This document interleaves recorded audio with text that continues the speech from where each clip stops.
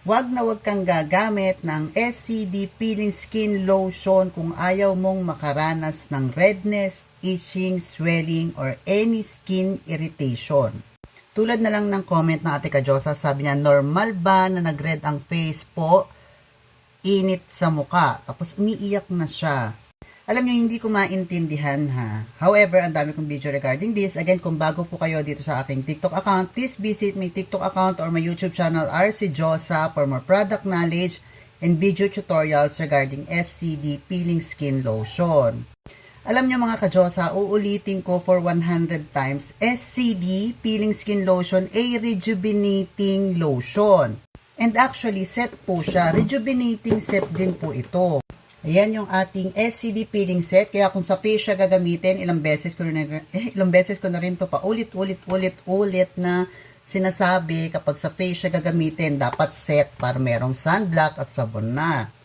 Again, SCD peeling set is rejuvenating set din po na hindi na kailangan ng toner at bulak. So, ibig sabihin, pag bumili ka ng SCD peeling set or bumili ka ng peeling lotion, ibig sabihin, ready ka at aware ka sa sarili mo na magre-rejuve ka ng mukha mo.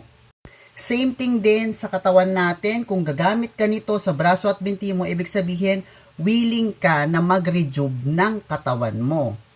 So, ano ba yung mga factors na pwede nating i-consider kapag magre-rejuve tayo ng balat natin, mukha man o katawan? Redness, scabbing, and swelling. So, ano yung redness, scabbing, swelling? Siguro naman, alam nyo na yon. Changes in skin color. Yung akala mo para siya namumula na nangingitim yung mukha mo. Stinging. Ayan yung parang humahapdi na. Ayan, nakasulat na po sa research. Do your research din. Your skin may get tight and irritated. So, alam yung irritated. Yung tight, yung parang nababanat na yung mukha mo. Syempre, nagda-dry siya eh. Kasi magpipil nga siya. And last part is the skin purging. However, hindi lahat nakakaranas niyan. Ano yung skin purging? Yung parang nagkakaroon ng mga breakouts, tigyawat, pimples. So, may mga skin na nakakaranas ng skin purging but hindi po lahat. So, depende pa rin yan sa body ninyo.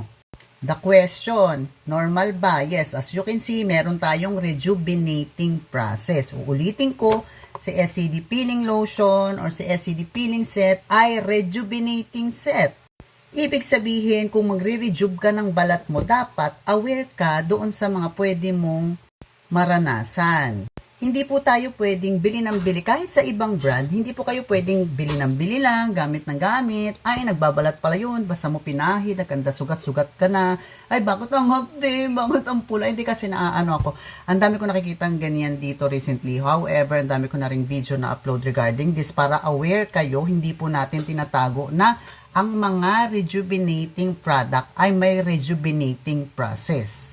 Sample ko na rin sa inyo yung mga plastic surgeries. Ayan, ang paggawa ko ng ilong. Gumastos, binuksan, namaga ng husto, may tahi, tatanggalin tayo na sa gumaling siya.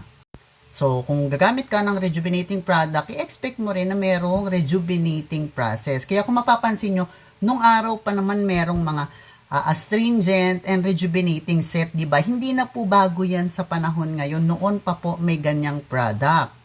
Kaya yung iba, sinasabi nila, ayoko mag-rejuve, namumula yan. Ayoko mag-astringent, namumula din yan. Magkakapekas pa ako dyan pag naarawan ako.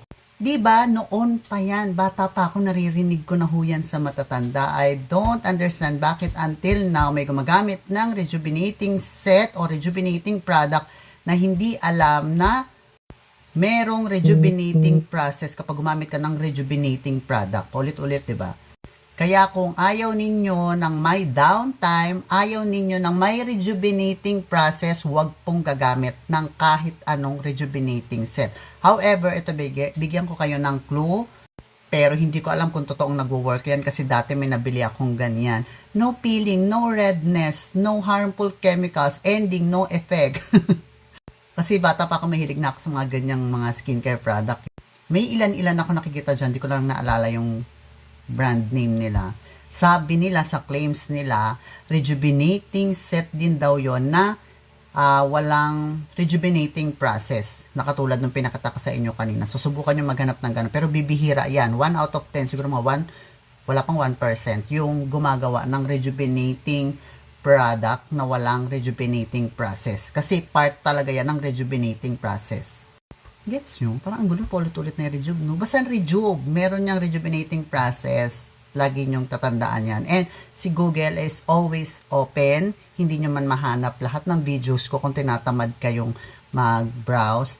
You can go to Google and search for, alam mo yon, ano yung mga rejuvenating process, ano ba pwede namin maranasan pag nag-rejuve kami ng balat namin. Hindi po yan instant ganda, hindi yan instant glass skin, hindi yan instant puti. Kailangan din natin dyan maging consistent sa paggamit, marunong kang magtansya. Ay, mahapdi na, naluluto na ata yung skin ko kasi nagre-rejuve ako. Pahinga muna ako ilang araw. Pag okay nalagay na ako ulit. Ganun yun eh. Discarded din po siya. Hindi po siya magic na pag nilagay mo, pak, kutis ulap ka na, glass skin ka na. Hindi po ganun ang mga skincare product. Ihalo ko na rin yung nakita kong comment nung iba na kasi minsan nakakapagtaka bakit ganun eh. Sabi, pag tinigil ba namin yan, babalik ba sa dati yung skin namin? Of course! Kasi okay, tumitibay ulit yung skin mo. Kung ano yung natural na kulay mo, yun naman talaga yung babalik at babalikan ng balat mo. Kasi yun talaga yung natural na ikaw. So kung gusto mo na ma-maintain yung puti mo, coming from the word maintain, mag-maintain ka ng paggamit. So ganun lang din yun. But then again, kailangan marunong ka rin magtansya ng paggamit. Hindi tayo basta gumagamit ng mga magical potion or magical skincare. So, yun lang. Hopefully nakatulong yung video na to sa'yo. And sa iba pa po, na ganyan din yung klase ng question nila while using the product. So, yun lang and have a great day po. Bye-bye!